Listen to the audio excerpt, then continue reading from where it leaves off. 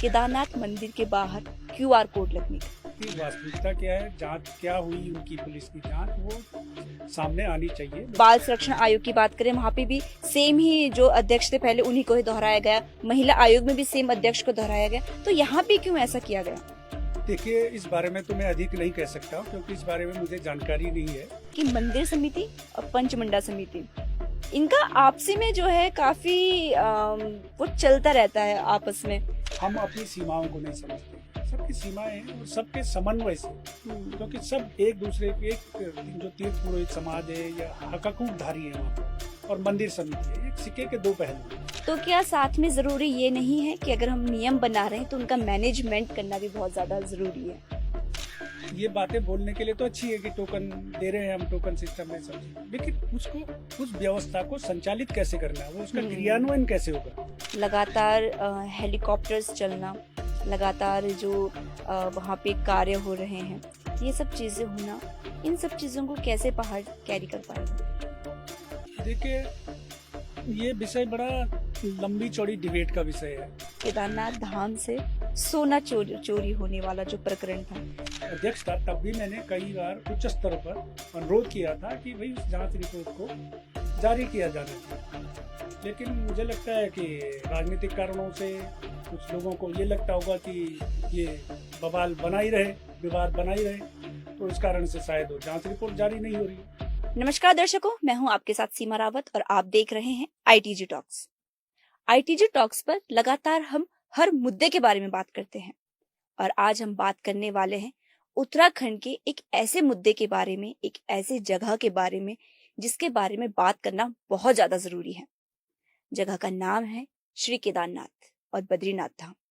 ये दो एक ऐसे धाम हैं जो हमारे उत्तराखंड के शीर्ष पर ताज की तरह चमकते हैं, लेकिन इनमें जुड़े हुए कई मुद्दे ऐसे हैं जो अक्सर उठते तो हैं लेकिन उनके ऊपर बात नहीं होती है। आज उन्हीं मुद्दों पर बात करने के लिए हमारे साथ मौजूद हैं बीकेटीसी के पूर्व अध्यक्ष अजेंद्र अजय जी। तो सर, सबसे पहले तो आपका बहुत बहुत स्वागत करती हूँ आज के इस कार्यक्रम में। धन्यवाद आपका बहुत बहुत। जी सर, जैसे मैंने अभी अपने इंट्रो में भी कहा कि कुछ मुद्दे ऐसे हैं जो उठते तो हैं पर उनके बारे में खुलकर बात नहीं हो पाती। कुछ मुद्दे हमारे केदारनाथ धाम की भूमि से उठे, मुद्दे ऐसे जो बहुत गरमाए, लेकिन उनका क्लियर क्या बात थी या पूरी चर्चा क्या थी वो कभी जनता के सामने आ ही नहीं पाई। मुद्दा केदारनाथ मंदिर के बाहर क्यूआर कोड लगने का। तो क्या सारा वो मामला था? देखिए, जैसा आपने कहा कि केदारनाथ और बद्रीनाथ धाम जो है हमारे प्रदेश की पहचान है और देवभूमि के एक उत्कृष्ट, जिसको हम ये कह सकते हैं, जिसके कारण देश दुनिया में हमारी एक हमारे यहाँ के प्रदेश के प्रति लोगों की श्रद्धा और आस्था रहती है जी। तो ऐसे धाम है। और निश्चित रूप से कुछ मामले ऐसे हुए हैं विगत समय में कि जिनको लेकर के लोगों के मन में कई तरीके की आशंकाएं रही और मैं भी मानता हूं कि जिन प्रकरणों को लेकर के किसी प्रकार की शंका आशंका हो, उनका निर्मूलन आवश्यक है और उन प्रकरणों पर पूरी तरीके से स्पष्ट रूप से जो तस्वीर है वो जनता के सामने आनी चाहिए, ताकि किसी भी प्रकार से कोई भी श्रद्धालु है, तीर्थयात्री है या स्थानीय जनता है, तीर्थ पुरोहित समाज है, उनके मन में किसी प्रकार की कोई शंका न रहे। जहां तक आपने क्यूआर कोड के प्रकरण की बात करी, जब ये मैंने कार्यभार ग्रहण किया था तो उसके पश्चात वहां पर केदारनाथ जी में भी और बद्रीनाथ जी में भी क्यूआर कोड लगाए गए थे। और क्योंकि यात्रा, आप समझ सकते हैं कि जब यात्रा प्रारंभ होती है, जिस दिन यात्रा वो रहती है तो काफी भीड़ रहती है, काफी व्यस्तताएं भी रहती है। हम अचानक से उस ओर ध्यान नहीं दे पाए, लेकिन जैसे ही हमारे संज्ञान में ये प्रकरण आया कि इस तरीके से वहां पर क्यूआर कोड लगाए गए हैं, तो हमने तुरंत उसके लिए उसके पश्चात बद्रीनाथ थाने में उस क्यूआर कोड प्रकरण को लेकर के एफआईआर दर्ज करी। और अगर आपके संज्ञान में होगा तो मैं पूर्व में भी कह चुका हूं कि क्यूआर कोड जो प्रकरण था उसमें जो पुलिस तफ्तीश कर रही थी, जांच कर रही थी, उसकी वास्तविकता क्या है, जांच क्या हुई, उनकी पुलिस की जांच वो सामने आनी चाहिए लोगों के समक्ष। उसका क्या उन्होंने उसमें इंक्वायरी किस तरीके से की, क्या उनका निकला है, उसमें वो सारी चीज़ें आनी चाहिए। कि नहीं तो इसके कारण से लोगों में शंकाएं रहती हैं, कई तरीके के उनको संदेह उत्पन्न होते हैं। तो निश्चित रूप से मैं आज भी मानता हूँ कि चमोली जिले की पुलिस को और जैसे कि शुरू में उन्होंने जी। तत्परता के साथ में इस प्रकरण की जांच करी थी, और उन्होंने स्वयं मुझे भी पत्र लिखा था कि इस संदर्भ में, क्योंकि हमारे यहाँ से कार्यालय से उनको शायद जो आवश्यक जो दस्तावेज थे वो समय पर उपलब्ध नहीं हो पा रहे थे, तो उन्होंने स्वयं मुझसे, चमोली पुलिस ने मुझे लिखा था, पत्र भी लिखा था कि इस प्रकार से उनको जो जांच में है जो आवश्यक दस्तावेज है वो समय पर उपलब्ध नहीं हो पा रहे हैं। तो मैंने जो हमारे मुख्य कार्याधिकारी थे उनको बहुत कड़ाई के साथ में लिखा था कि जो पुलिस को जांच के लिए जो भी संबंधित जो भी दस्तावेज है, आवश्यक जो भी कागजात हैं, उनको ससमय उपलब्ध कराए, ताकि जो जांच है, क्योंकि ये गंभीर मामला है और वित्तीय अनियमितता से जुड़ा हुआ मामला है, तो इसलिए इसकी जांच होनी चाहिए और पुलिस को जांच में पूरी तरीके से आप सहयोग करिए। लेकिन मुझे भी बड़ा आश्चर्य होता है कि पुलिस ने प्रारंभ में जिस तेजी के साथ में इस प्रकरण की जांच की, धीरे धीरे वो जांच में ठंडी पड़ती गई, और उस जांच का क्या हुआ, जबकि उसके पश्चात मैंने जो वहां पर तत्कालीन पुलिस अधीक्षक थे, उसके बाद जो नए पुलिस अधीक्षक आए जो वर्तमान में, उनसे भी इस मामले की चर्चा की थी कि भाई इस तरीके का प्रकरण था और इस प्रकरण का अभी तक आपने खुलासा नहीं किया, इसमें क्या क्या आपको जांच में, क्या जांच के दौरान में क्या इसमें पाया आपने, इसका खुलासा होना चाहिए, जनता के समक्ष तथ्य आने चाहिए। लेकिन दुर्भाग्य से अभी तक पुलिस ने इस मामले में किसी प्रकार की कोई प्रतिक्रिया नहीं दी है। और मेरा भी प्रयास रहेगा, जैसे मैंने, आपने देखा होगा कि विगत दिवस मैंने अपने सोशल मीडिया जो हैंडल है फेसबुक से भी इस संबंध में एक पोस्ट भी जारी करी थी, जिसमें मैंने इस प्रकार के प्रकरणों को लेकर के जांच की वो है प्रक्रिया है, जो जांच का वो है वो सार्वजनिक करने की मैंने मांग करी थी, ताकि किसी प्रकार का कोई संदेह ना हो। अगर इस प्रकरण में, क्योंकि मुझे भी लगता है कि जो क्यूआर कोड वाला प्रकरण है गंभीर प्रकरण है, बिल्कुल। और संभवतः जैसा कि प्रारंभ में मुझे चमोली पुलिस ने बताया, जब वो जांच प्रारंभ कर रहे थे, प्रारंभिक दौर में उनकी जांच चल रही थी, तो उन्होंने कहा था कि ये मामला गंभीर है और इसमें बड़ी वित्तीय अनियमितताएं हुई है। लेकिन जब चमोली पुलिस ने प्रारंभ में ऐसा कहा, तो उस जांच को दबाया क्यों गया? क्या किसी प्रभावशाली व्यक्ति को बचाने के लिए, कुछ प्रभावशाली लोगों को बचाने के लिए जांच को दबाया जा रहा है? तो चमोली पुलिस को इसका जवाब देना चाहिए। और ये हमारे धामों की, जो बद्रीनाथ केदारनाथ धाम है, उनकी गरिमा के विपरीत होगा कि अगर इस प्रकार के प्रकरणों को दबाया जाता है। सर, आपने एक बात कही कि कुछ प्रभावशाली व्यक्तियों के द्वारा क्या क्या पता कि इन जांचों को दबाया जा रहा हो। एक सवाल ये भी उठता है कि लगातार आपने बीकेटीसी के अध्यक्ष रहते हुए कई कामों को संभाला है, व्यवस्थाओं को संभाला है। अभी विगत दिवसों में जब ये अनाउंस हुआ कि बीकेटीसी के अध्यक्ष जब चुने गए, तो वो कोई और ही चुने गए। जबकि अगर हम बाल संरक्षण आयोग की बात करें, वहां पे भी सेम ही जो अध्यक्ष थे पहले उन्हीं को ही दोहराया गया। महिला आयोग में भी सेम अध्यक्ष को दोहराया गया। तो यहाँ पे क्यों ऐसा किया गया? देखिए, इस बारे में तो मैं अधिक नहीं कह सकता हूँ, क्योंकि इस बारे में मुझे जानकारी नहीं है। और ये हमारे सरकार और संगठन ने जो निर्णय लिया होगा, वो बहुत सोच विचार करके और उच्च स्तर पर ये निर्णय लिए जाते हैं संगठन और सरकार में। प्रदेश नेतृत्व ने जो तय किया है उसके बारे में किसी प्रकार से उनके निर्णय पर किसी प्रकार का सवाल उठाना उचित नहीं है, क्योंकि हमारे यहाँ एक अनुशासन की प्रक्रिया होती है, और उस अनुशासन की प्रक्रिया में के तहत मेरा किसी भी प्रकार से इस मामले में टिप्पणी करना उचित नहीं है। और मैं आपके माध्यम से कहना चाहूँगा कि जो मेरे कार्यकाल में जो कार्य हुए हैं, वो सारी जनता ने देखे हैं, सारे मीडिया के माध्यम से तमाम समय समय पर आते रहे। हमने कई ऐतिहासिक वहाँ पर पहल भी करी है। और वर्ष 1939 में जी। जो बद्रीनाथ केदारनाथ मंदिर समिति है, वर्ष 1939 में अंग्रेजों के समय में गठित हुई थी मंदिर समिति। और उसके पश्चात कई ऐसे विषय थे और कई ऐसी चीजें थी, कई ऐसे सुधार थे, संशोधन थे जो हो नहीं सके थे। लेकिन मैंने अपने 3 वर्ष के एक संक्षिप्त कार्यकाल में उन कार्यों को करने का प्रयास किया। उसमें जैसे कि पहली बात तो ये थी कि इतना बड़ा संस्थान होने के बाद, और जिस संस्थान की देश विदेश में मान्यता है, बद्रीनाथ केदारनाथ धाम की विश्व स्तरीय महत्ता है उस धाम की हमारे, उस संस्थान में वित्त अधिकारी जैसा महत्वपूर्ण पद नहीं था।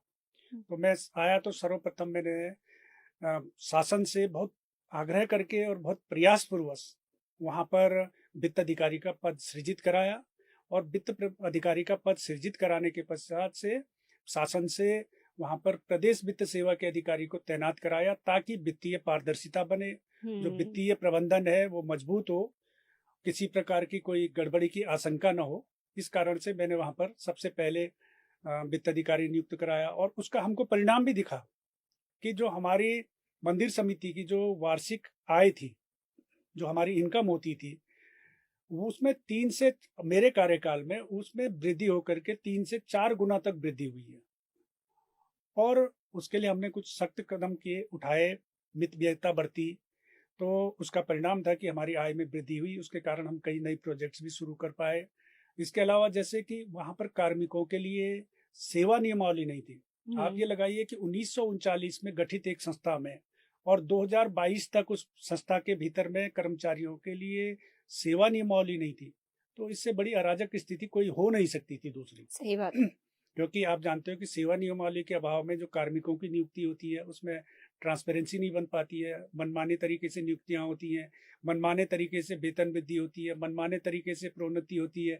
तो उन सब चीजों को रोकने के लिए योग्य व्यक्ति वहां मंदिर समिति में कार्मिक आए, उनकी योग्यता, क्षमता, उस जिस पद पर वो नियुक्त हो रहे हैं उस पद के हिसाब से उनके क्वालिफिकेशन हो, इन सारी चीजों को निर्धारित करने के लिए मैंने वहां पर सेवा नियमावली गठित करवाई, कार्मिकों की सेवा नियमावली गठित कराई। हालांकि इन सारे प्रकरणों के दौरान जब मैं ये सारी कार्रवाई कर रहा था, उस दौरान में मुझे बड़े विरोध भी झेलने पड़े, आंतरिक रूप से भी और बाह्य रूप से भी मेरे खिलाफ माहौल बनाने की कोशिश की गई। जब सेवा नियमावली में बना रहा था तो उसका भी उसके विरुद्ध भी बड़े स्तर पर वहां पर विद्रोह कार्मिकों के बीच में विद्रोह कराने की कोशिश की गई। कार्मिकों को भड़काया गया मेरे खिलाफ कि साहब सेवा नियमावली बन जाएगी तो दिक्कतें हो जाएंगी।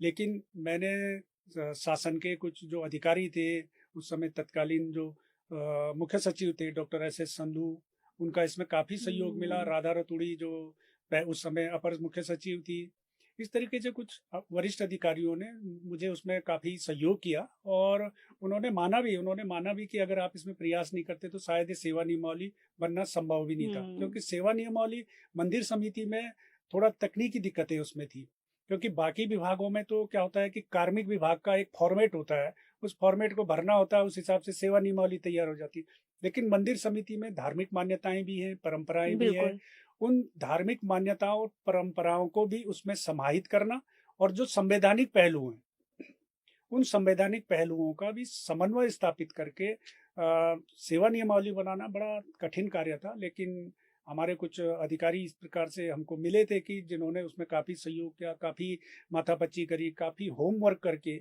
और एक बेहद संतुलित और बेहद उस तरीके से सेवा नियमावली हमने उसको कैबिनेट से पारित भी करवाया।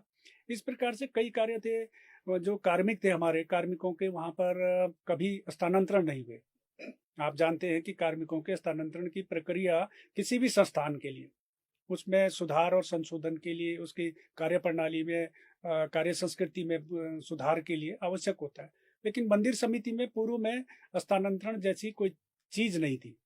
केवल उन्हीं लोगों के स्थानांतरण होते थे जिनको कि कभी जो किसी सिफारिश के माध्यम से कई सुविधाजनक स्थान पर जाना चाहते हो तो वो सिफारिश के आधार पर अपना स्थानांतरण कर देते थे। लेकिन आम कार्मिकों के लिए किसी प्रकार के स्थानांतरण की कोई व्यवस्था नहीं थी। तो मैं जब आया तो मैंने देखा तो मैंने कहा भाई स्थानांतरण, उन्होंने कहा साहब यहाँ तो स्थानांतरण कभी होते ही नहीं है। तो मैंने स्थानांतरण की प्लानिंग करी। जब मैं प्लान कर रहा था तो मुझे मंदिर समिति के ही कुछ वरिष्ठ अधिकारियों ने कहा कि साहब यहाँ तो आज तक कभी स्थानांतरण हुए नहीं, तो अब कहाँ स्थानांतरण होंगे।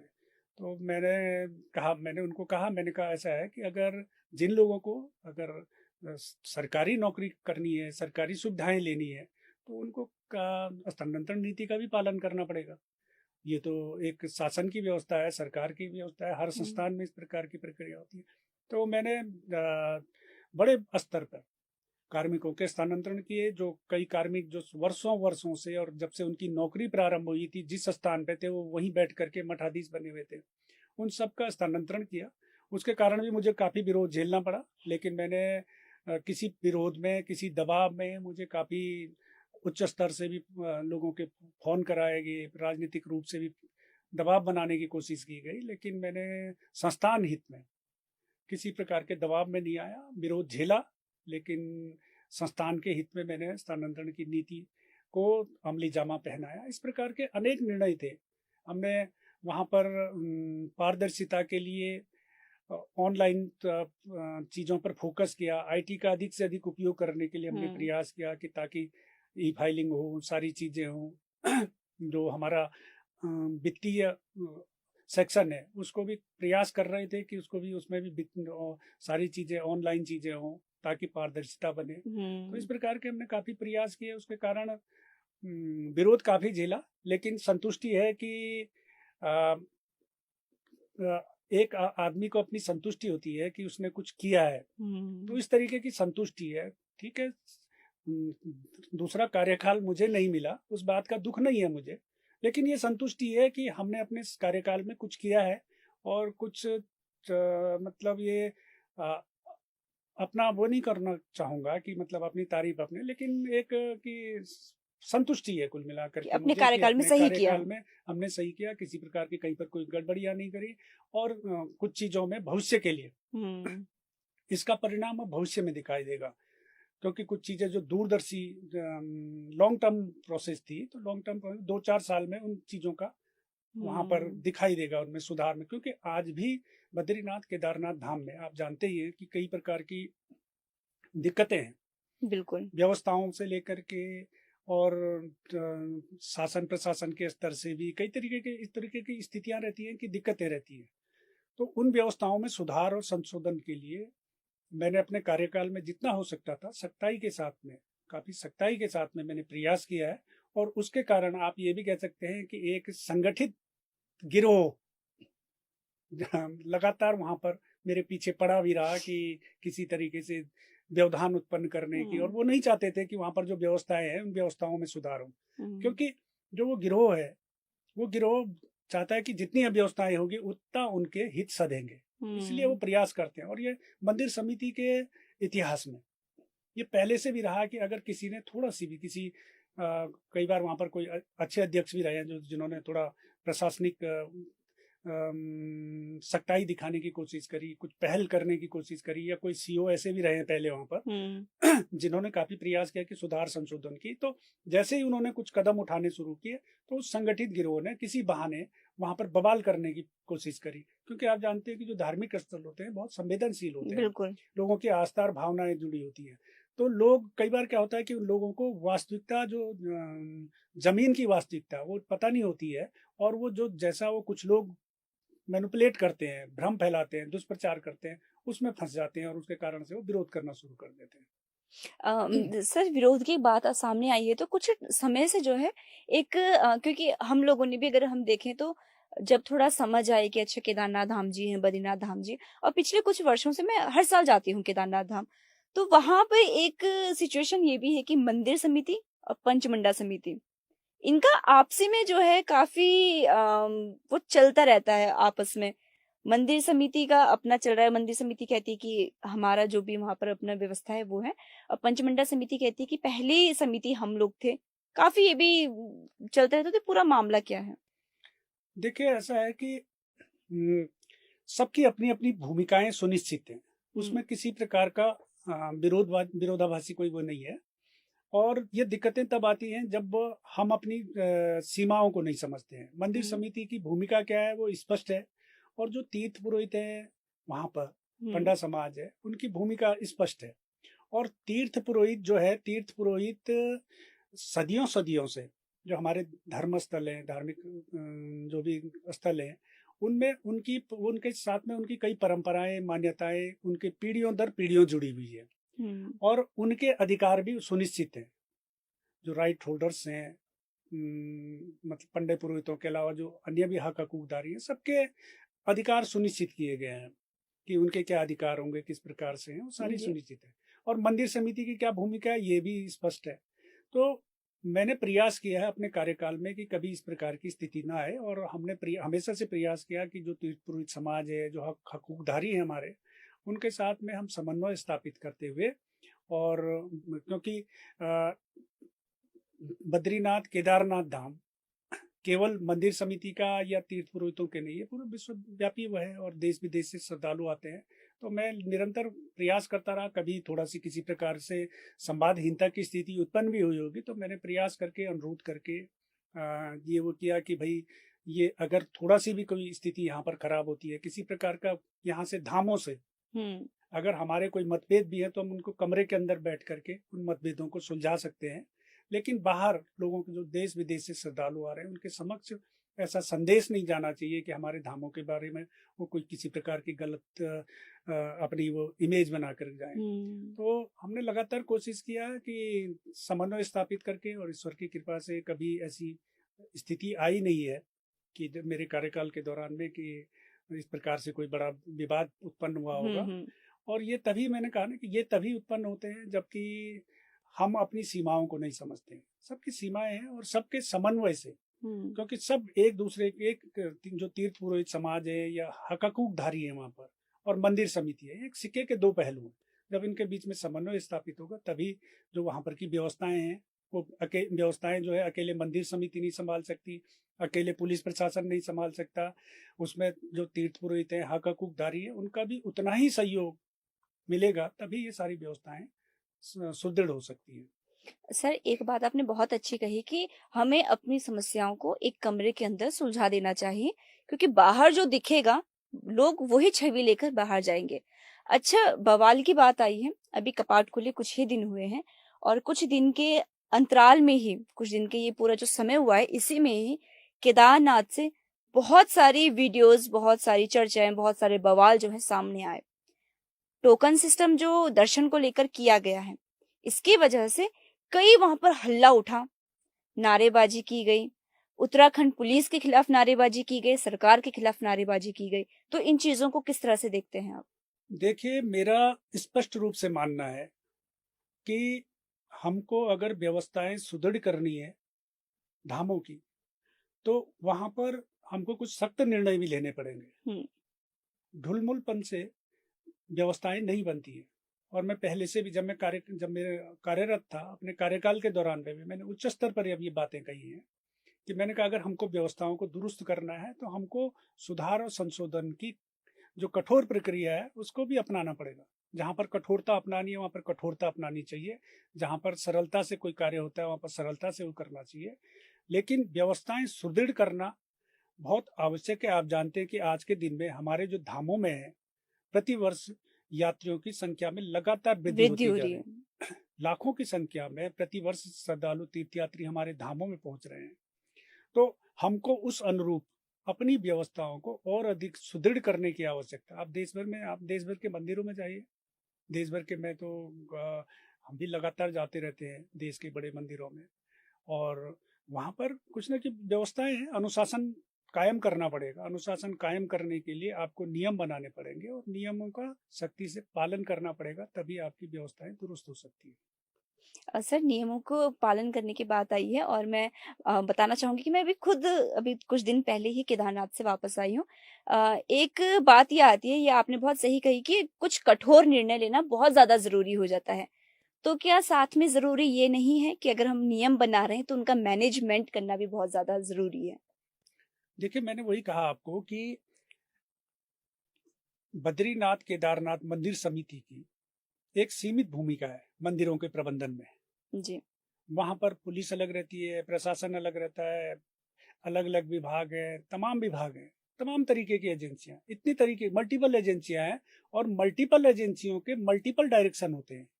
इसके कारण कई बार समन्वय नहीं बन पाता है। तो इन सारी चीजों को रेगुलेट करने के लिए एक सेंट्रलाइज व्यवस्था होनी चाहिए, एक सेंट्रलाइज सिस्टम होना चाहिए। चाहे आप मंदिर समिति को ये अधिकार दे दीजिए, उसके अधिकारों में वृद्धि करिए और जवाबदेही सुनिश्चित करिए कि आपकी जवाबदेही है। ये ज्यादा जरूरी है। ये जरूरी है, क्योंकि आप जब तक सेंट्रलाइज व्यवस्था नहीं होगी, मल्टीपल एजेंसियां होंगी। कई बार देखते हो, आपने भी देखा होगा कि एक एजेंसी का जिम्मेदार अधिकारी कुछ का बयान कुछ होता है, दूसरे एजेंसी का बयान कुछ और होता है। है। बिल्कुल। और जो टोकन जैसी व्यवस्था, ये सारे ये हम प्रैक्टिकल किए जा रहे हैं।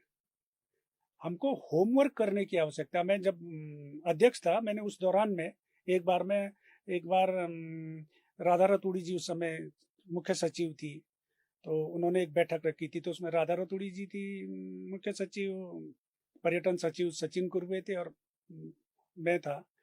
तो मैंने उस समय भी कहा था, मैंने कहा एक तो सबसे पहले हमको यहाँ पर क्या है कि क्यू मैनेजमेंट और क्राउड मैनेजमेंट की उसकी स्टडी कराने की बहुत आवश्यकता है, और उसके लिए हमको कोई एक्सपर्ट एजेंसी को हायर करना चाहिए। ठीक है, उसमें एक बार पैसा खर्च होगा, पैसा खर्च स्वाभाविक रूप से, अगर आप व्यवस्थाएं ठीक करनी, कई चीजें वो करनी, तो आपको पैसा भी खर्च करना होगा। कोई अच्छी एजेंसी को कीजिए और एजेंसी हायर करके और उससे स्टडी करवाइए क्यू मैनेजमेंट और क्राउड मैनेजमेंट की, और उस आधार पर फिर व्यवस्थाओं को आगे वो करिए। अब हम क्या है कि एक आईटी कंपनी है, वो कभी क्यूआर को ये टोकन वो कर देती है, कभी रिस्ट बैंड वो करती है, कभी हेड काउंट मशीन लगाती है, तो वो जैसा बोलती है हम उस तरीके से कर रहे हैं। लेकिन हमको थोड़ा सी ज़मीन पर जो वहाँ पर दिक्कतें हैं, उन दिक्कतों को समझना पड़ेगा, उस आधार पर अध्ययन करके सारी चीज़ों करके, और उस आधार पर हमको व्यवस्थाएं सुनिश्चित करनी पड़ेंगी। ये आज नहीं तो कल करनी पड़ेंगी, करनी ही पड़ेगी। करनी ही अब पड़ेगी। सर, जैसे हम बड़ी मंदिरों की अगर बात करें, तो अगर हम ये भी चीज लोग एक्सेप्ट कर लें कि चलो टोकन है, टोकन के हिसाब से दर्शन का, ये भी लोग मान लें। अब बात क्या आती है कि हम लोग जब गए वहां पर, तो काफी सारे लोगों से बातचीत होती है। अब लोग बाहर से आए, तो हम अगर लोकल हैं तो हमारा फर्ज बनता है कि हम उनको सही चीजें बताएं। अब वहां पर पहले बात की जाती है कि 4 बजे टोकन मिलेगा। 4 बजे लोग, अब 4 बजे टोकन मिलेगा तो लोग स्वाभाविक है कि 3 बजे लाइन पे लगेंगे। फिर 4 बजे आकर वो कहते हैं कि नहीं जी 5 बजे टोकन मिलेगा। फिर 5 बजे आकर कहते हैं 6 बजे टोकन मिलेगा, और फिर 6 बजे से पहले टोकन भी दे देते हैं। फिर 6 बजे वाले का नंबर आप दिन के 12 बजे का दे रहे हो, या फिर जो 6 बजे लाइन पे लगा है, उसको आप नंबर 9-10 बजे दे रहे हो। तो जो बेचारा 2 दिन की यात्रा करने का सोच के आया होगा, फिर 2 दिन के ही हिसाब से, 3 दिन के हिसाब से अपना पूरा मैनेज करके आया होगा, तो वो तो लंबा फंस गया फिर। कि पहले वो रजिस्ट्रेशन के लिए इंतजार करे, उसके बाद वो टोकन के लिए इंतजार करे, टोकन लेने के बाद वो दर्शन के लिए इंतजार करे, और उसके बाद भी कई सारे लोग ऐसे जिन्हें बिना दर्शन के लौटना पड़ रहा है। देखिए, मैंने आपको जैसे पहले भी कहा कि ये बातें बोलने के लिए तो अच्छी है कि टोकन दे रहे हैं हम, टोकन सिस्टम में सब चीजें, लेकिन उसको, उस व्यवस्था को संचालित कैसे करना है, वो उसका क्रियान्वयन कैसे होगा। क्रियान्वयन करने के लिए आपको पहले होमवर्क करना पड़ेगा कि जो यात्री आ रहा है उसको टोकन दे दिया हमने, अब वो इतने बजे का टोकन है, तब तक उसको कहीं पर शेल्टर मिले, कहीं पर बैठने का हो, कुछ वेटिंग रूम हो, कुछ इस तरीके की व्यवस्थाएं हो, सारी चीजें। तो हम केवल किसी दूसरे मंदिरों में ऐसी व्यवस्था संचालित हो रही है तो वहां की नकल करके यहाँ उसको अप्लाई करना उचित नहीं मानता हूं मैं। और केदारनाथ जैसी जगह में तो बिल्कुल भी नहीं।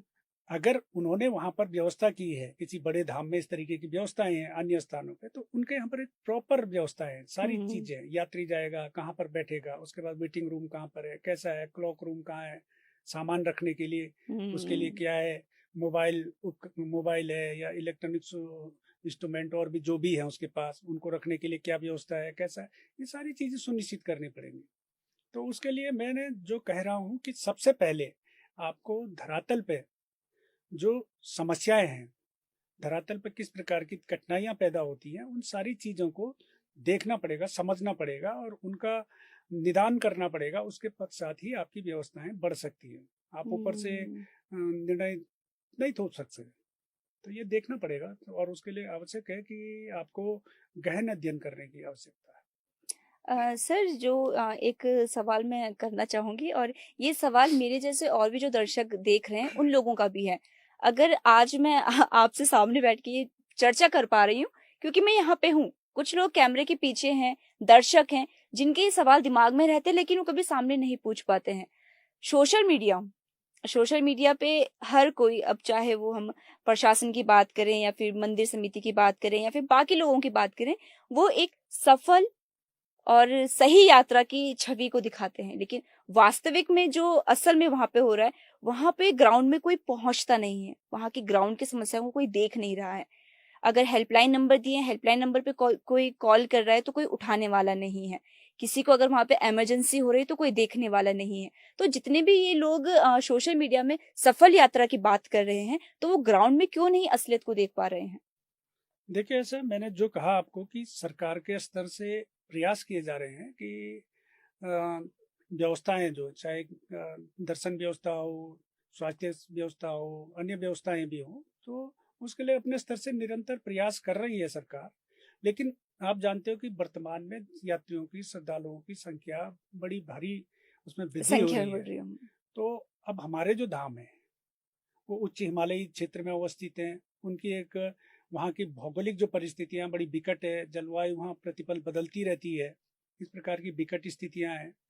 और उनकी एक कैरिंग कैपेसिटी भी है, और पारिस्थितिकी रूप से संवेदनशील क्षेत्र भी है वहाँ। तो वहाँ पर बहुत अधिक सुविधाएं हम यात्री को, उनको बिल्कुल शहरों की तरह उस तरीके की वहाँ पर सुविधाएं उपलब्ध कराएं, ऐसा भी संभव नहीं है। बिल्कुल।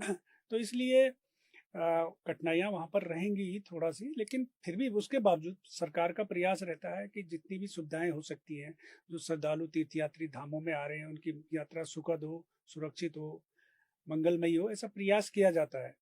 लेकिन वही मैं कह रहा हूँ कि सबसे महत्वपूर्ण विषय है कि कैरिंग कैपेसिटी वाला, कि हम बिल्कुल धामों में इस प्रकार से भी नहीं कर सकते हैं, ऐसी भी कितना भी हम कर लें तो पूरी तरीके से वैसी व्यवस्थाएं नहीं कर सकते जैसे कि किसी शहर में मिल सकती। इसलिए प्रदेश सरकार के स्तर से भी जो भी श्रद्धालु तीर्थयात्री आते हैं उनको यात्रा से पहले एडवाइजरी भी जारी की जाती है कि वो इस प्रकार के भौगोलिक परिस्थिति में आ रहे हैं, इस प्रकार से संवेदनशील क्षेत्र है, जलवायु यहाँ की विकट रहती है, तो उस हिसाब से वो अपनी तैयारियां करके आए। तो ऐसा अगर जो यात्री श्रद्धालु जो आ रहे हैं वो सरकार की एडवाइजरी को देख लें, वो करें, तो उनको स्वाभाविक मुझे लगता है कि उनको उस प्रकार से फिर कठिनाइयों का सामना नहीं करना पड़ेगा। सर एक सवाल है, संवेदनशील क्षेत्र है हमारा, हमारे धाम पहाड़ों में बसे हुए हैं, कैरिंग कैपेसिटी बहुत ज्यादा नहीं होती है पहाड़ों में। अब केदारनाथ बहुत ही ज्यादा संवेदनशील है, भौगोलिक परिस्थिति बिल्कुल विपरीत है, कब बदल जाए कुछ पता नहीं चलता है। ऐसी जगह पर लगातार हेलीकॉप्टर्स चलना, लगातार जो वहाँ पे कार्य हो रहे हैं, ये सब चीजें होना, इन सब चीजों को कैसे पहाड़ कैरी कर पाएगा? देखिए, ये विषय बड़ा लंबी चौड़ी डिबेट का विषय है। विकास और पर्यावरण, तो ये बहुत बड़ा बहस का मुद्दा है। लेकिन मैं इतना कहूँगा कि विकास और पर्यावरण में थोड़ा समन्वय स्थापित करने का प्रयास किया ही जाना चाहिए, क्योंकि पारिस्थितिकी दृष्टि से जो क्षेत्र संवेदनशील है वहाँ पर उनकी संवेदनशीलता का थोड़ा ध्यान रखना ही चाहिए। और जहाँ तक हेलीकॉप्टर सुविधा का है, क्योंकि आप जानते हो कि कई तीर्थयात्री श्रद्धालु इस प्रकार के होते हैं जो बिल्कुल ही सक्षम नहीं होते हैं चलने फिरने में, तो उन लोगों की सुविधा की दृष्टि से इस प्रकार की व्यवस्था की गई है। और मुझे लगता है कि अभी जैसे कि आपकी जानकारी में होगा कि माननीय प्रधानमंत्री नरेंद्र मोदी जी के प्रयासों से केदारनाथ धाम को रोपवे से जोड़ा जा रहा है, और वो प्रक्रिया टेंडरिंग की प्रक्रिया भी, जहाँ तक मुझे जानकारी की, उसकी टेंडरिंग की प्रक्रिया भी पूर्ण हो चुकी है लगभग। और हमें उम्मीद है कि जल्द से जल्द उसका जो निर्माण कार्य है रोपवे का वो प्रारंभ भी हो जाएगा। और वो रोपवे करीब 9.5 किलोमीटर लंबा है और उसकी जो क्षमता बताई जा रही है लगभग 1 घंटे में 3,000 के आसपास या ऐसे कुछ लोगों को अप डाउन करेगा। तो अगर वो रोपवे का मुझे लगता है कि 4-5 साल तो लगेंगे इस रोपवे प्रोजेक्ट पूरा होने में, लेकिन जब वो प्रोजेक्ट पूर्ण हो जाएगा और रोपवे की सुविधा वहाँ पर हो जाएगी तो मुझे लगता है कि फिर ये हेली सेवा और इसकी आवश्यकता नहीं पड़ेगी वहाँ पर अधिक, और लोगों के लिए काफ़ी सुगमता हो जाएगी।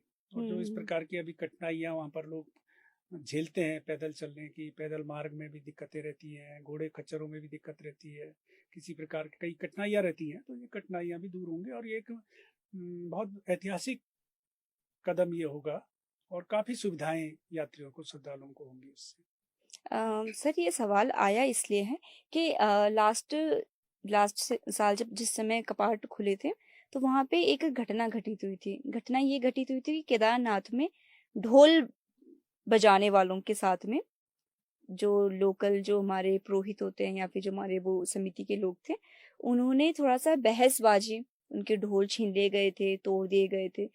ये बोल के कि ये संवेदनशील क्षेत्र है, यहाँ पर ये सब चीजें करना अलाउड नहीं है, हमारे पहाड़ों में वाइब्रेशन होता है, उसकी वजह से आपदा आने की संभावना होती है। एक तरफ इस बात को रखा गया, और जो ठीक है, सही भी है, पहाड़ों में इस तरह की चीजें करना गलत भी है। लेकिन दूसरा पक्ष ये सवाल भी उठाता है कि एक तरफ ढोल मंजीरे जो ये होते हैं, जो शिव को पसंद है, इनको बजाने के लिए आप मना कर रहे हैं, वहीं दूसरी तरफ मंदिर में हेली, मंदिर के सामने जो लगातार कंस्ट्रक्शन का काम चल रहा है, मंदिर के पीछे जो सुरक्षा दीवार जहां बन रही है, वहां लगातार क्रशर चल रही है, ये सारी चीजें हो रही हैं, तो क्या ये नहीं पहाड़ों में वाइब्रेशन बढ़ा रही है? देखिए, वही मैंने जैसे पहले भी कहा कि ये बहुत लंबा बहस का मुद्दा है, और इसमें मेरा यही मानना है, मैं जैसे पहले भी कहा कि इसमें समन्वय स्थापित होना चाहिए हम्म, कि किस प्रकार से हम प्रकृति को कम से कम नुकसान पहुंचा सके। इस और हमको प्राथमिकता देनी चाहिए और ध्यान रखना चाहिए इस चीज का। बिल्कुल। सर, जब बात बहस के मुद्दे पे आई है, तो एक मुद्दा जो है काफी ज्यादा बड़ा था, वो था केदारनाथ धाम से सोना चोरी चोरी होने वाला जो प्रकरण था। पहले तो ये पूरा प्रकरण क्या था, इसके बारे में कुछ बताइए। देखिए, ये अच्छा सवाल उठाया आपने कि केदारनाथ धाम में जो सोना लगाने का प्रकरण था, तो ये केंद्र स्तर का मामला था। केंद्र स्तर से ये प्रपोजल आया था, जी। और उस समय जो तत्कालीन पर्यटन सचिव थे, जी। दिलीप जावलकर, उनका एक दिन मुझे फोन आया कि इस तरीके से वहां पर कार्य किया जाना है, हम्म, केदारनाथ धाम के गर्भगृह में को स्वर्ण मंडित कराया जाना है, और इस तरीके का कि क्योंकि वहां पर जो आप जानते हैं कि जो भी पुनर्निर्माण के कार्य केदारनाथ में जो भी हो रहे हैं, केदारनाथ धाम में या बद्रीनाथ धाम में, जी। तो पर्यटन विभाग के माध्यम से ही हो रहे हैं। तो पर्यटन सचिव के नाते उनको शायद उच्च उच्च स्तर से, केंद्र स्तर से, क्योंकि आप जानते ही हैं कि जो भी यहाँ पर वो हो रहे हैं, कार्य हो रहे हैं, वो माननीय प्रधानमंत्री जी के विजन के अनुरूप और उनके प्रयासों से ही वहाँ पर कार्य हो रहे हैं। तो उन्होंने मुझे कहा कि इस प्रकार का एक प्रपोजल है और उसको वहाँ पर होना है। तो उसके पश्चात जो व्यक्ति, जो दानी थे, दानी दाता थे, मुंबई के वो हीरे के बड़े कारोबारी हैं, लाखी परिवार करके, तो उन्होंने आवेदन पत्र हमको दिया कि साहब हम्म, मैं वहाँ पर गर्भगृह को स्वर्ण मंडित कराना चाहता हूँ, तो उसके लिए हमको अनुमति चाहिए। तो क्योंकि ये मामला काफी बड़ा था, संवेदनशील था, तो इसलिए मैंने इसमें शासन को पत्र लिखा। शासन को पत्र लिखा कि इस तरीके से कोई दानी दाता है, वो वहां पर हम्म, गर्भगृह को स्वर्ण मंडित कराना चाहते हैं, इसलिए हमको इस संदर्भ में मार्गदर्शन दें और स्वीकृति प्रदान करें। तो क्योंकि बड़ा मामला था, तो हमको शासन से स्वीकृति लेनी बहुत आवश्यक थी। बिल्कुल। तो शासन ने उसमें जो सचिव धर्मस्व थे, सचिव धर्मस्व और संस्कृति, उन्होंने हमको स्वीकृति प्रदान करी, और डीएम रुद्रप्रयाग और सीओ बीकेटीसी को उन्होंने पत्र उसकी स्वीकृति देते हुए उसको उनको पत्र लिखा कि ये फला फला व्यक्ति हैं हम्म, और ये वहां पर ये कार्य कराना चाहते हैं, तो इस कार्य को आप उसमें उनको जो भी है उचित सहयोग प्रदान करें। तो उन्होंने डीएम रुद्रप्रयाग और मुख्य कार्याधिकारी मंदिर समिति को पत्र लिखा, सचिव धर्मस्व ने, और उनको ही वो किया, क्योंकि ऑफिशियली जो भी वो होती है तो वो अधिकारियों को ही संबोधित करके किया जाता है। बिल्कुल। तो उन्होंने वो किया, उसके पश्चात वो कार्य प्रारंभ हुआ। कार्य प्रारंभ हुआ तो उस समय जो मुख्य सचिव थे डॉक्टर एस संधू, हम्म, और जो प्रधानमंत्री जी के सचिव भी रहे हैं, सलाहकार भी रहे हैं, और वर्तमान में उत्तराखंड सरकार के विशेष कार्य अधिकारी हैं, जो कि सारे बद्रीनाथ और केदारनाथ धाम में जो भी मास्टर प्लान के कार्य होते हैं, उन सारे कार्यों को देखते हैं। तो जैसे वरिष्ठ लोगों के पर्यवेक्षण में ये सारा कार्य हुआ है। और उसके अलावा डीएम रुद्रप्रयाग, सीओ बीकेटीसी, ये सारे लोग निरंतर वो करते रहते थे। तो एक फुल प्रूफ व्यवस्था के तहत, फुल प्रूफ सिस्टम के तहत में सारा कार्य हुआ है। और इसमें क्या है कि जो मैं एक चीज उसमें ये भी वो करना चाहूंगा कि जिन लोगों ने राजनीतिक रूप से उसको केवल मुद्दा बनाया, हम्म, तो उनको उसकी टेक्निक्स को भी थोड़ा मैं आपके सामने वो करना चाहूंगा कि जो सोने की प्लेटें लगती हैं, जिसको बोलते हैं हम कि सोने की प्लेटें लग गई हैं, हम्म, ये प्योर सोने की प्लेटें नहीं लगती हैं। ये तांबे की प्लेट पे सोने की प्लेट परत। चढ़ाई जाती है, परत चढ़ाई जाती है, स्वर्ण परत चढ़ाई जाती है। जैसे आपने देखा होगा मिठाई पे जैसे चांदी का बर्क होता है, हम्म। तो ऐसे ही सोने की बर्क बनाई जाती है, उसके पत्थर बनाए जाते हैं, और वो प्योर 24 कैरेट का होता है। आभूषण 22 कैरेट, 18 कैरेट इस तरीके के होते हैं, लेकिन जो बिल्कुल। सोने के पत्थर चढ़ाई जाती बनाई जाती है, जो बर्क बनाया जाता है, वो प्योर 24 कैरेट का होता है। और उसकी टेक्नोलॉजी पूरे देश में एक ही है कि वो तांबे की प्लेटें होती हैं, तांबे की प्लेटों पर सोने का पत्थर चढ़ाया जाता है। उसमें फिर वो 1 2 3 4 5 6 7 8 10 जो भी लेयर चढ़ानी है वो लेयर चढ़ाई जाती है। और पूरे देश में, चाहे आप तिरुपति बालाजी से लेकर के मुंबई के सिद्धि विनायक से लेकर के, और जो स्वर्ण मंदिर जिसको हम कहते हैं गोल्डन टेम्पल तक में भी सारी जगह यही तकनीक है, क्योंकि इतना सोना कहीं भी नहीं चढ़ सकता है। जितनी अगर बिल्कुल। इतनी मात्रा में सोने, केवल हम कहें कि सोने की प्लेट लगनी है, तो इतनी मात्रा में सोना संभव ही नहीं है। इसलिए तकनीक यही होती है कि कॉपर की प्लेट पे सोने की परत चढ़ा दी जाए। परत चढ़ाई जाती है, उसकी बर्क चढ़ाया जाता है पूरे देश में। और सोना क्या है कि बहुत संवेदनशील होता है, और जो उसमें 24 कैरेट जो लगा होता है, 24 कैरेट सोना तो और भी संवेदनशील होता है। वहां पर क्या हुआ कि क्योंकि जब हमने वो सोना लगाया था, मंदिर में लगा था, तो उस समय कपाट बंद हो रहे थे। कपाट बंद होने के कारण से वहां पर जल्दबाजी में कुछ काम छूट गए थे उसमें, जो कि उसमें उसकी सुरक्षा की दृष्टि से होने थे। पहला ये था कि जो शिवलिंग है, शिवलिंग के चारों तरफ आपने देखा होगा चौड़ी सी पट्टी है, 1 1.5 फीट की पट्टी है हाँ। चौड़ी, उनको जलेरी बोलते हैं। तो जलेरी पे उसमें क्या है कि उसमें हमारे वेद पाठी भी बैठे रहते हैं, उनका पटरे लेकर बैठे रहते हैं। उसके अलावा उसमें दान पात्र भी रखा रहता है, थाली लोटा गिलास, और उसके बाद लोग जल चढ़ाने के लिए उसमें खड़े होकर के जल चढ़ाते हैं। उसके अलावा क्या होता है कि उसमें शहद घी मक्खन पड़ जाता है, तो लोग उसको कपड़े से रगड़ दिया। हाँ। तो रगड़ने के कारण से उसमें से क्या हुआ कि जो सोना था वो घिस गया। आप अपने हाथ पे भी देख लीजिए, आप सोने की अंगूठी अगर पहनते होंगे हाथ पे, तो आप हथेली की तरफ को उसको देखिए कि हथेली की तरफ को वो घिस जाती है, थोड़ा घिस जाती है।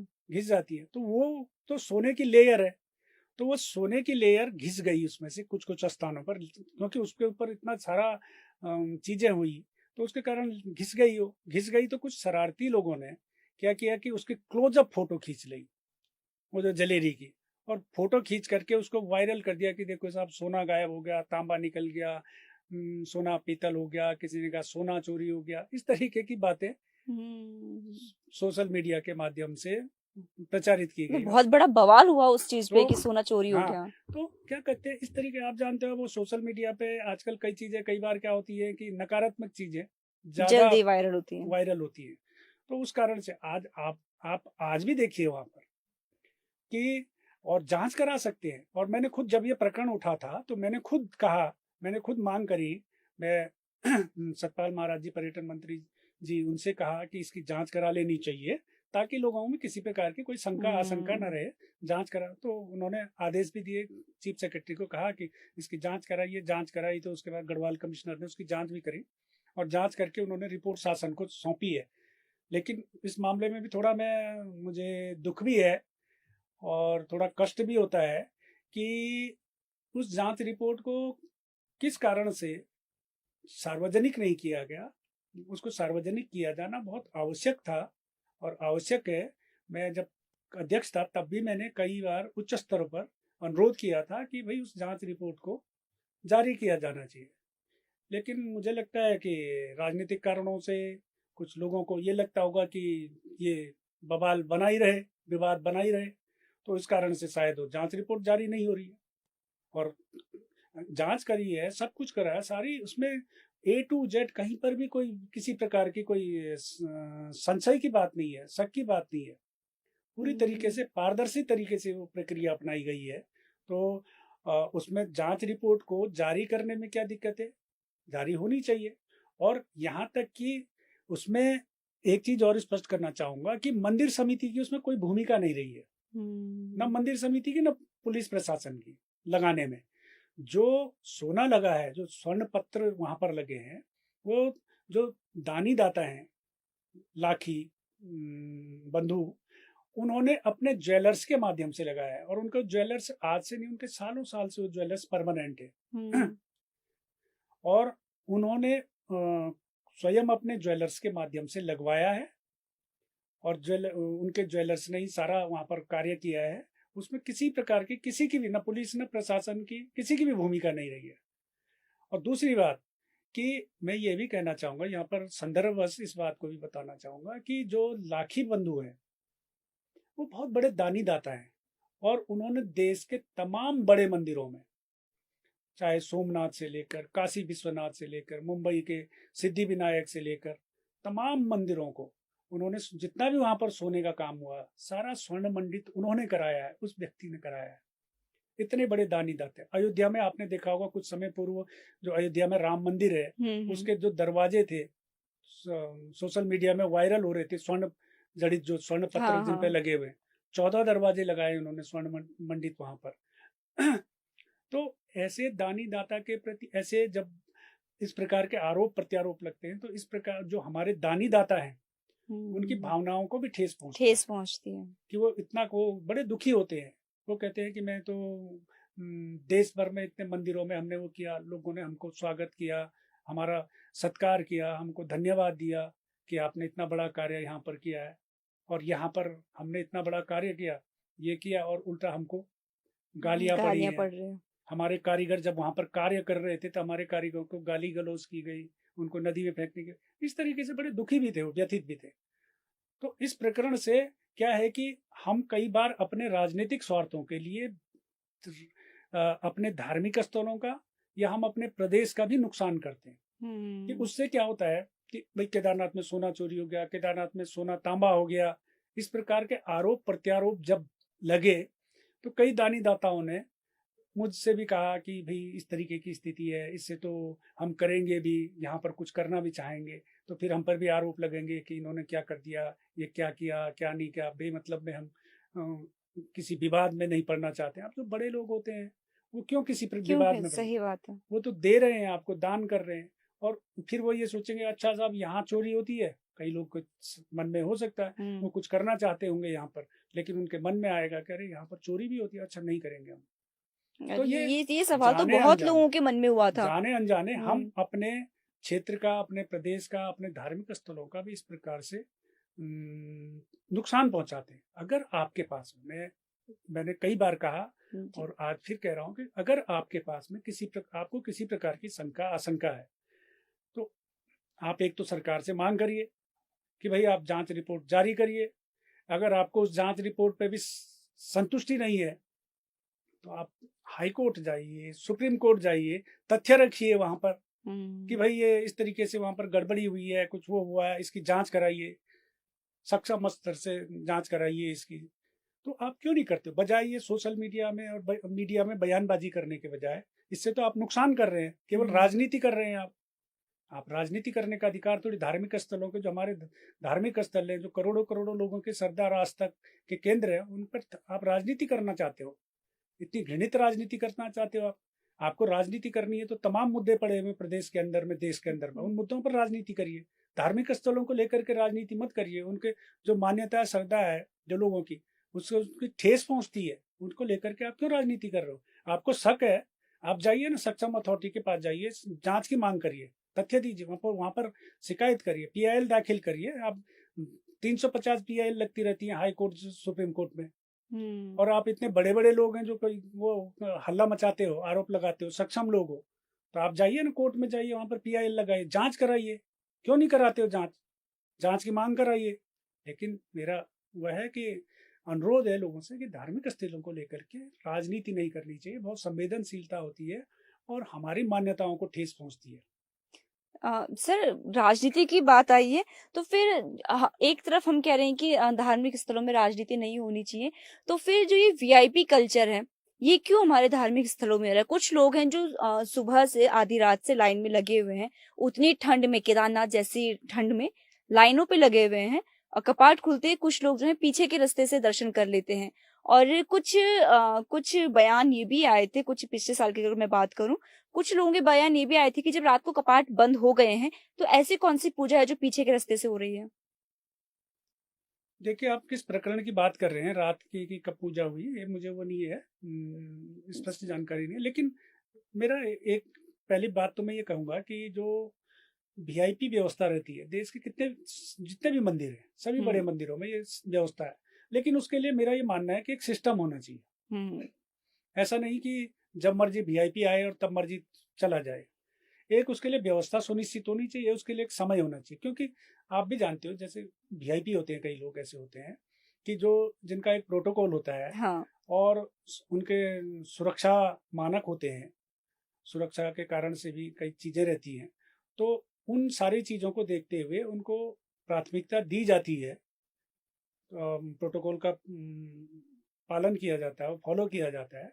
वो व्यवस्थाएं सभी मंदिरों में, लेकिन उसके लिए एक सुदृढ़ व्यवस्था सुनिश्चित होनी चाहिए और वो की जा सकती है, उसमें कोई दिक्कत नहीं है। हम्म। अगर वो व्यवस्था सुनिश्चित कर ली जाए, उसके लिए टाइमिंग कर ली जाए कि भाई ठीक है भाई, जो वीआईपी हैं उनको इतने बजे से इतने बजे का समय रहेगा, वो आएंगे।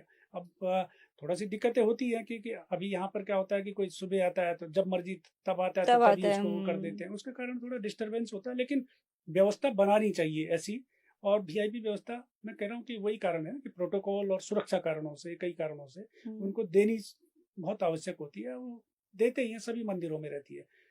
ये है। दूसरा क्या है कि शायद मेरे को लग रहा है जो आप कह रहे हैं कि रात को, तो केदारनाथ धाम में जो जब से ये भीड़ काफ़ी बड़ी है, तो तब से क्या रहता था कि पहले जो अभिषेक, महाभिषेक वगैरह इत्यादि करते थे, तो हम्म। वो सुबह के समय में करते थे। तो उस हम्म। समय लिमिटेड लोग होते थे, तो चल जाता था। लेकिन क्या है कि अब इतनी ज़्यादा संख्या में यात्री श्रद्धालु आ रहे हैं, तो उसके कारण से दिन भर में दिन में जो महाभिषेक वगैरह इत्यादि हैं वो नहीं कराए जा रहे हैं।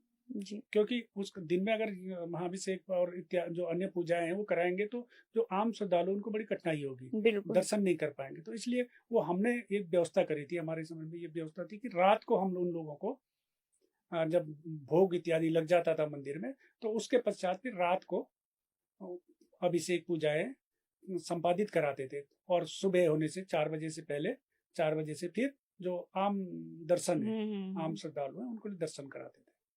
हाँ, कुछ ही ऐसी ही व्यवस्थाएँ जो हैं लगातार, क्योंकि अगर बाहर का कोई व्यक्ति है तो उनको नहीं पता कि क्या व्यवस्था है, क्योंकि उन तक बातें या तो अधूरी पहुँचती हैं या फिर वो उतना ही पहुँचती है जितना वो सोशल मीडिया पे देख के आते हैं। तो सर, इन सारी चर्चाओं में एक मैं आपसे मैं ये जानना चाहूँगी कि आप 3 साल आपने जो है बीकेटीसी में काम किया है, दोनों धामों को बहुत करीब से देखा है, वहाँ की व्यवस्थाओं को, वहाँ की सारी चीज़ों को। तो आपको क्या लगता है कि असल में, वाक़ई में आज के समय में जो श्रद्धालु हैं, वो किस तरह के श्रद्धालु हमारे धामों में पहुँच रहे हैं? देखिए, ये सवाल अच्छा भी है, क्योंकि आज के दिन में एक तो मैं आपको पूरे राष्ट्रीय परिप्रेक्ष्य में बताना चाहूँगा कि आज के देश में, जब से देश में नरेंद्र मोदी जी की सरकार आई है, तब से एक धार्मिक जागरण का, सांस्कृतिक जागरण का, और जो हमारे राष्ट्रीय जो मूल्य हैं, जो हमारे संस्कृति, परंपराओं, मान्यताओं के जो मानक थे, उनके प्रति एक रुझान बढ़ा है। हुँ। और पूरे देश में भी आप देख सकते हैं कि आदरणीय मोदी जी के नेतृत्व में जितने हमारे धार्मिक स्थल थे, तीर्थ स्थल थे, उनके पुनरुद्धार का, जीर्णोद्धार के भी व्यापक स्तर पर, बहुत बड़े स्तर पर कार्य हुए हैं। हुँ। सारे धामों की काया पलट हुई है। और उसको उन्होंने विकास के साथ में विरासत, जो मोदी जी ने नारा दिया है कि विकास के साथ में विरासत, विरासत को जोड़ने के लिए उन्होंने उसके साथ में विकास को भी जोड़ा, ताकि लोगों की जो एक अपनी जो पारंपरिक जो मूल्य हैं, जो हमारे राष्ट्रीय मूल्य हैं, जो हमारी संस्कृति है, जो हमारी सनातनी परंपराएं हैं, उनके प्रति हमारी श्रद्धा, आस्था, विश्वास भी बना रहे।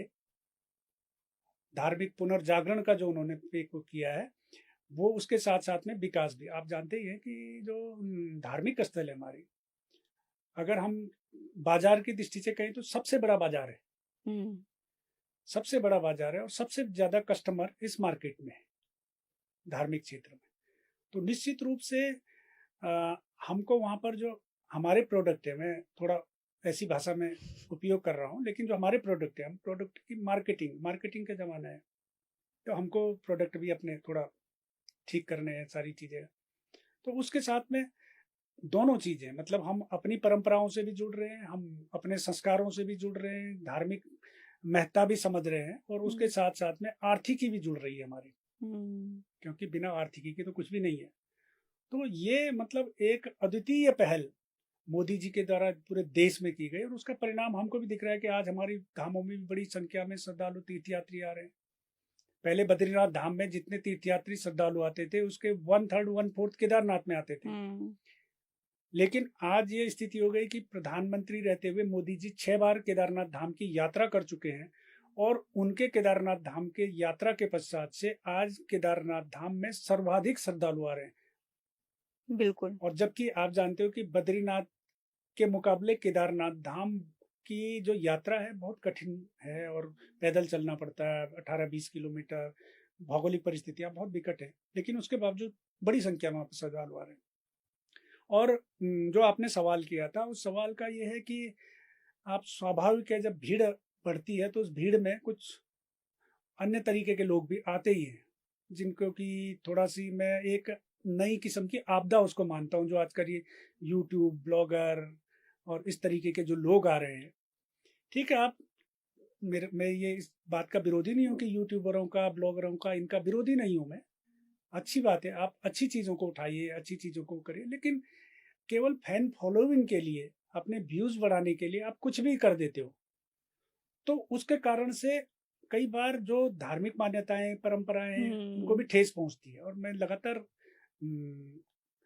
अनुरोध भी करता रहता हूँ लोगों से कि भाई हम ठीक है, हमारा ठीक है, हम अगर इस काम को कर रहे हैं, यूट्यूब में कुछ वो करना है, कोई ब्लॉग बनाने हैं, कुछ करना है, करिए, उसको रील बनाइए, लेकिन हम अपने व्यूज बढ़ाने के लिए ऐसा काम न करें कि जिसके कारण से जो परंपराएं हैं, मान्यताएं, उनको ठेस पहुंचे, जो श्रद्धालु हैं उनकी भावनाएं आहत हो, और दूसरी चीज की समाज में गलत परसेप्शन तैयार हो।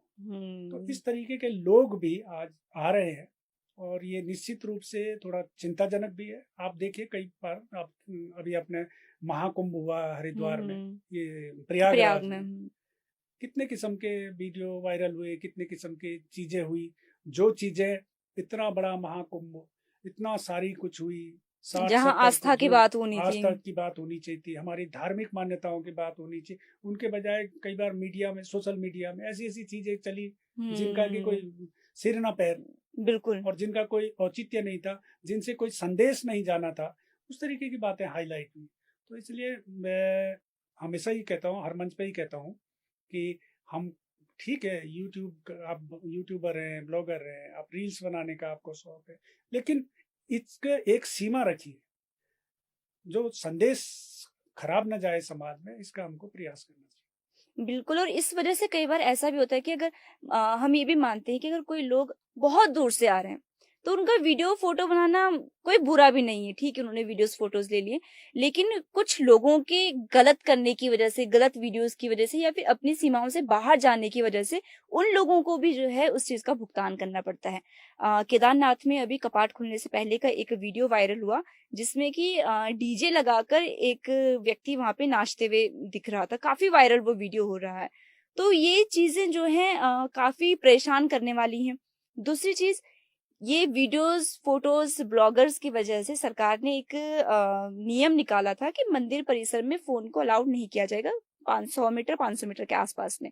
लेकिन उसके बाद भी अभी जब कपाट खुले तो बिल्कुल नंदी के बगल से ही जाकर, नंदी जी के बगल से ही जाकर वीडियोस बनाए जा रहे हैं। पूरे सारा फोन का यूज हो रहा है। ब्लॉगर सबसे ज्यादा वहां पर दिखे। अगर हम जब डोली मंदिर पहुंची तो वहां पे लोगों के हाथ जुड़े हुए कम और हाथों पे मोबाइल ज्यादा दिखे। तो ये तो स्थिति आप किस तरह से देखते हैं ये? निश्चित रूप से, जैसे मैंने पहले भी कहा कि मैं इसे एक नई तरीके की आपदा मानता हूँ, हम्म, कि मैं आपको एक थोड़ा आपके माध्यम से ये भी बताना चाहूंगा कि गत वर्ष सोशल मीडिया पर एक फोटो देखा मैंने। हम्म, वो फोटो केदारनाथ जी के जब कपाट खुल रहे थे उस समय का वो फोटो था। तो उस फोटो में वो किसी पीठ की तरफ से किसी ने वो फोटो खींचा हुआ था, तो सारे लोग थे, बड़ी भीड़ थी, और उस भीड़ का पूरा सबका मुंह दरवाजे की तरफ था जहां से कपाट खुलते हैं, और सबके हाथों में मोबाइल थे। मोबाइल हाथ खड़ा करके सबने मोबाइल खड़ा किया हुआ था, हम्म, और उनमें से एक व्यक्ति के कंधे में एक बच्चा बैठा हुआ था और उस बच्चे ने दोनों हाथ जोड़ करके वो बैठा हुआ था। चाहे उसके पिता रहे होंगे या जो भी रहे होंगे, पिता ही रहे होंगे, शायद बच्चा था। तो हाथ जोड़ करके बैठा हुआ था कंधे में। और बाकी सबके जितने लोग थे वो बाकी सबके हाथ खड़े थे और हाथ वो मोबाइल पकड़े हुए थे। तो किसी ने उस पर बहुत सुंदर सा कैप्शन लिखा हुआ था। उसने लिखा हुआ था कि इस समय केवल इस बच्चे को ही पता है कि क्या करना है इस समय। तो बहुत व्यंग्यात्मक भी था और बड़ा तीक्ष्ण टिप्पणी भी थी वो, कि एक बच्चे को पता है कि भगवान ने तो हाथ जोड़ने, बाकी सब मोबाइल लेकर के मोबाइल से कैप्चर करने का उनको। तो ये प्रवृत्ति ठीक नहीं है। ठीक है, मैंने जैसे पहले भी कहा कि आप करिए, अपना शौक भी पूरा करिए। और होता है कि फोटो वीडियो उसके माध्यम से आप कुछ अपनी स्मृतियाँ सहेजना भी चाहते हैं, अच्छी बात है। लेकिन कब करना है कब नहीं करना है, इसका इसका थोड़ा ध्यान ध्यान रखना चाहिए। बिल्कुल। सर, आज की चर्चा से हमारे दर्शकों को कई सारी बातें ज़रूर पता चली होंगी। उन सारी बातों के ऊपर जिनके वो अपने दिमाग में वो फिट करके बैठे हैं, कि एक छवि बना के बैठे हैं कि नहीं जी, मंदिर समिति में इतना सब कुछ होता है, या फिर बीकेटीसी में आपके रहते हुए चीज़ें जो एक विरोधाभास में थी, जो लोगों की नज़रों में गलत थी। गलत ये कि क्यों नहीं हमको बताया गया, क्यूआर कोड किसने लगाया, क्यों नहीं बताया गया सोना प्रकरण का क्या हुआ, या फिर बहुत सारी बातें। और ये हम एक ये कह सकते हैं कि विडंबना है। टीम नहीं देखता कोई कि पीछे करने वाला कौन है, या फिर क्यों नहीं चीजें बाहर आ रही हैं। बाहर वो चीजें दिखती है, लोगों को वो चीजें दिखती है कि अध्यक्ष है तो ये क्यों नहीं बता रहे हैं कि इन्होंने क्या किया है, फिर क्यों हो रहा है ये सारी चीजें।